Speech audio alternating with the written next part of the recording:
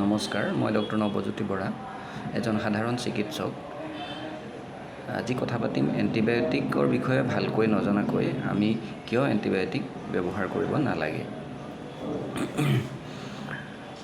আমি সাধাৰণতে দেখোঁ যে বহুতো মানুহে ফাৰ্মাচীত গৈ ধৰক যিকোনো জ্বৰৰ ৰোগ হ'লে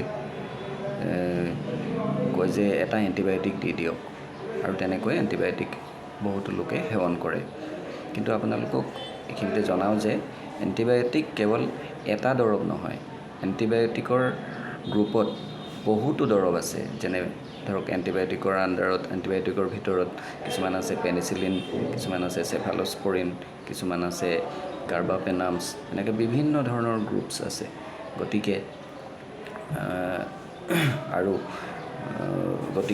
প্ৰত্যেকটো এণ্টিবায়'টিকৰ কামো বেলেগ বেলেগ। আৰু যিটো আপোনাৰ যিটো ৰোগ হৈছে, ধৰক ৰোগটো কোনটো বেক্টেৰিয়াই কৰিছে তাৰ ওপৰত ভিত্তি কৰিহে এণ্টিবায়'টিকটো বাছনি কৰা হয়। গতিকে এণ্টিবায়'টিকৰ বিষয়ে ভালকৈ নজনাকৈ যিকোনো এটা এণ্টিবায়'টিক সেৱন কৰিলে আপোনাৰ ৰোগ আৰোগ্য নহ'ব, আৰু তাৰ ফলত আপোনাৰ ক্ষতিহে হ'ব। এণ্টিবায়'টিকৰ ফলত আপোনাৰ কি কি ক্ষতি হ'ব পাৰে? What are the side effects? এণ্টিবায়'টিকৰ ছাইড ইফেক্ট বা পাৰ্শ্বক্ৰিয়া কি?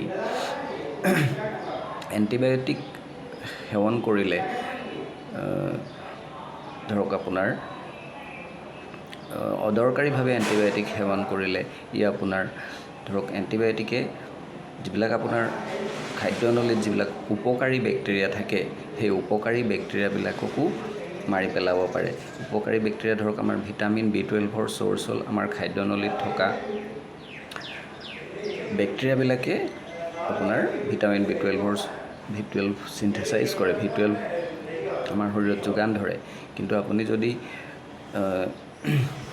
এণ্টিবায়'টিক সেৱন কৰে, আপোনাৰ সেই উপকাৰী বেক্টেৰিয়াবিলাকক মাৰি পেলাব পাৰে।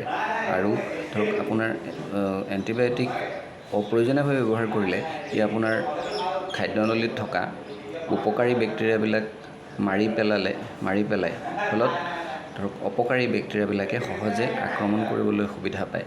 ধৰক আপোনাৰ খেতি পথাৰত বা আপোনাৰ পথাৰত আপোনাৰ ঘৰৰ